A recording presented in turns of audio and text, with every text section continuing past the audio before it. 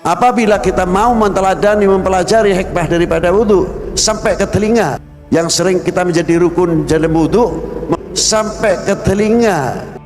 Wali sedunia, bro, eta lamun apa namanya mengusap mengusap telinga itu hukumnya apa sih? Sunnah apa wajib itu? Sunnah bener?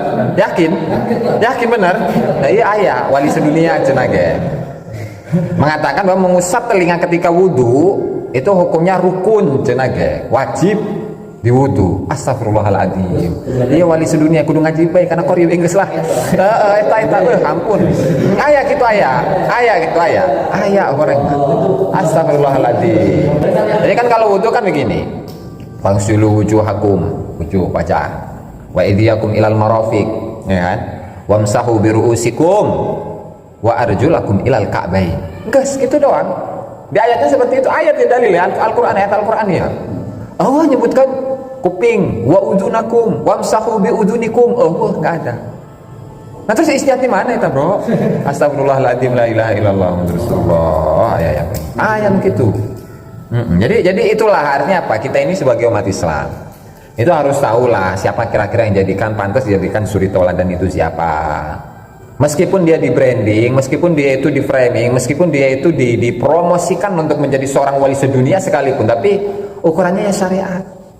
Lah masa iya mengusap sebagian mengusap telinga itu rukun dalam wudu? Aduh, masalah. Makanya kenapa para ulama itu mengatakan lil mujtahidi ajrani. Al musi man ijtahada wa asaba falahu ajrani. Wa man ijtahada wa akhta'a falahu ajrun wahid. Barang siapa yang berijtihad kan istihad. Istihad itu kan menggali hukum dari teks hadis, teks ayat Al-Qur'an. Kalau dia berijtihad, kemudian dia sesuai dengan kebenaran, dia punya 2 pahala. Kemudian kalau seseorang berijtihad kemudian jelas tabayyana annahu mukhti, kelihatan atau terbukti bahwa dia itu salah, tetap dapat pahala. Nah kemudian sebagian ulama menyatakan al-mujtahiduna musibuna, semua orang-orang yang berijtihad itu benar. Artinya apa? Nilai kebenaran itu ya masing-masing nisbi gitu. Kebenaran itu nisbi, artinya apa? Bagi dirinya ya benar. Makanya kenapa Imam Syafi'i itu mengatakan ra'yi shawabun wa yahtamilul khata' wa ra'yu ghairi khata'un wa yahtamilus shawab. Pendapat saya itu benar tapi berpotensi salah. Pendapat orang lain itu salah menurutku tapi ada potensi kebenaran. Jadi masing-masing. Pendapat saya meskipun saya yakin itu adalah sebagai sebuah kebenaran tapi berpotensi salah. Pendapat orang lain meskipun salah tapi berpotensi benar. Artinya apa? Semua pendapat dalam fikih itu ya, atau mayoritas lah, nggak semuanya. Mayoritas pendapat-pendapat dalam fikih itu kalau memang berdasarkan atas dalil ya benar. Terus mana yang paling benar atau masing-masing teman? Karena nisbi kan. Karena saya misalkan pengikut mazhab Syafi'i sehingga yang saya yakini sebagai sebuah kebenaran itu adalah mazhab Syafi'i. Begitu juga dengan pengikut mazhab lain. Menurut pengikut mazhab Abu Hanifah itu benar pendapat Imam Menurut pendapat Imam Malik, pengikut Imam Malik itu benar, meyakini kebenaran pendapat dari Imam Malik. Ahmad bin Hanbal pun sama, para pengikutnya itu juga menganggap pendapat dari Imam Ahmad bin Hanbal juga benar. Kayak ayat bro di kampus kita ajarkan kita. Hukum dijelaskan oleh Allah dan Rasulullah secara global. Itu Rasulullah itu membahas ini kan tentang batal itu. Membahas. Nah justru itu kan karena ada 2 riwayat. Nah, di satu kesempatan Rasulullah mengatakan batal, di kesempatan yang lain Rasulullah tidak mengatakan batal. Itu yang bikin perbedaan pendapat. Makanya kenapa para ulama itu terkadang beda pendapat ya karena riwayat yang dianggap atau riwayat yang dia terima itu yang mengatakan batal. Dan ulama yang lain riwayat yang mereka terima itu yang mengatakan tidak batal. Atau misalkan ketika memahami sebuah hadis atau sebuah ayat itu berbeda. Maksudnya gimana? Contoh fa idza tataharna yang ayat tentang haid itu ya. Poho eta ayat naon buat teman. Jadi itu sebagai contoh, yathurna hatta yathurna. Nah, yathurna di sini toharo, suci kan. Nah, suci menurut Imam Syafi'i, suci itu ya seseorang yang haidnya itu sudah selesai, sudah berhenti. Nah, kemudian dia mandi. Nah, itu baru dikatakan suci. Sehingga apa efeknya? Efeknya itu ketika seorang perempuan itu sudah selesai haid meskipun belum mandi, itu boleh berhubungan badan dengan suaminya. Kalau mazhab Abu Hanifah. Nah kalau mazhab Imam Syafi'i belum, karena ini belum masuk kriteria suci. Karena apa? Belum mandi gitu. Dan Imam Abu Hanifah punya dalilnya, Imam Syafi'i punya dalilnya. Jadi terkadang itu dari perbedaan sudut pandang dalam memahami sebuah ayat, dalam memahami sebuah hadis, sehingga muncullah banyak pandangan di situ, pemikiran. Syafi'i tadi seperti apa, Bos? Perbedaan seperti itu. Atau ngelihat yang paling kuat. Nah, tinggal kelasnya itu kelas muqallid ataukah bukan mujtahid ya, muqallid atau apa bahasanya itu? Ya muttabi. Muqallid itu orang yang mengikuti secara mutlak tanpa harus mengetahui dalil-dalilnya seperti apa. Cuman kalau muttabi itu yang mengikuti dalil, kira-kira mana ini dari dua pandangan ulama itu yang kriteria dalil-dalilnya itu lebih kuat, lebih kokoh begitu daripada pandangan ulama yang lain. Nanti terserah, bebas. Cuman kan kalau bagi seseorang yang bisa memahami dalil atau mengikuti dalil. Cuman kalau enggak, pokok kumaha cek kitab eta bebas atau enggak, bebas. Jadi ya terserah gitu, terserah intinya. Kalau mengusap telinga, mazhab apapun dan mazhab manapun tidak ada yang menyatakan itu adalah rukun atau fardu atau wajib dalam wudu. Allah nggak ada, bro. Kita menang di mana tadi bagi mukaddam bersama. Salah. Ayah. Nah, diantaranya Imam Malik. Dari Imam Malik, Imam Abu Hanifah sama perbolehkan, boleh. Nggak batal maksudnya, bukan boleh, nggak batal. dan kaitannya itu adalah dengan ini syahwat, ada syahwat atau enggak gitu. Karena repot, misalkan ketika seorang itu tawaf, kan ngebadek, orang-orang kan banyak di situ. Dan orang yang ihram itu kan gini. Contoh, ini kan nggak pakai baju. Tapi ihram bukan mimpi kan? Bukan lah, ngarang lah ya. Hajinya lain haji mimpi, ditarik lain gitu. Kan gitu, seret, rame posisi naita, rame, otomatis kan tangan atau badan itu kadang nginjek orang perempuan, kadang bersentuhan kulit dengan perempuan, ininya tangannya atau kakinya misalkan. Kumaha, lamun make madzhab Imam Syafi'i, atuh gati bro. Mana rame, mana luas tempatnya, masya Allah. Nah itulah ikhtilafu ummati rahmah, perbedaan pendapat di kalangan umatku itu adalah rahmah, kasih sayang dari Allah Ta'ala gitu. Alhamdulillah ini kita sampai pada pembahasan non-pemerintah mubtilatul wudu atau nawaqidul wudu. Yang pertama apa itu? Satu,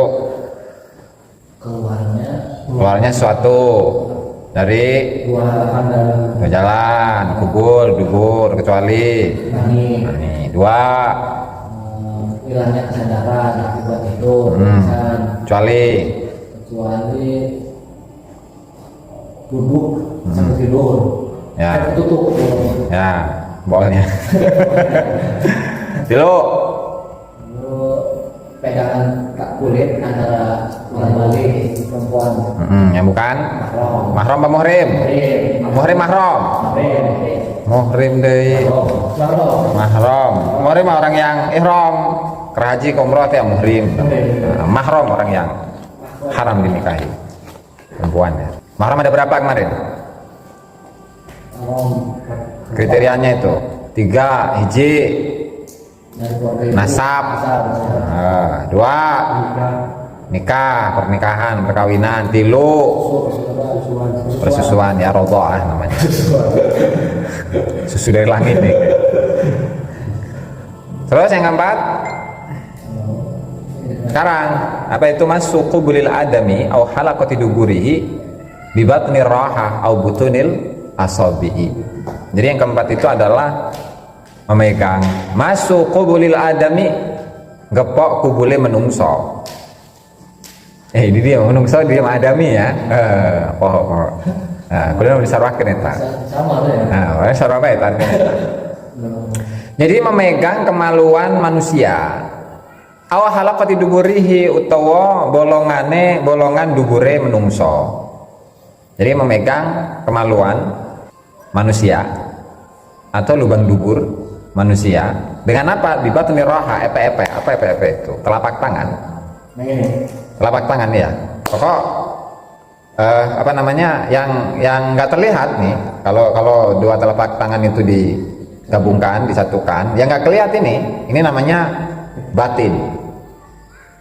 Berarti yang terlihat, mau itu pinggir-pinggir tak? Itu namanya dohir, yang kelihatan. Yang kelihatan dohir itu dikatakan bagian luar gitu. Yang kelihatan nih, meskipun dari pinggir, itu namanya bagian luar.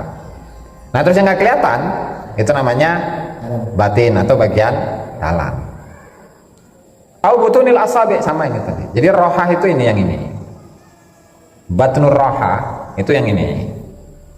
Kalau butunil asabi itu yang di bagian dalam dari jari.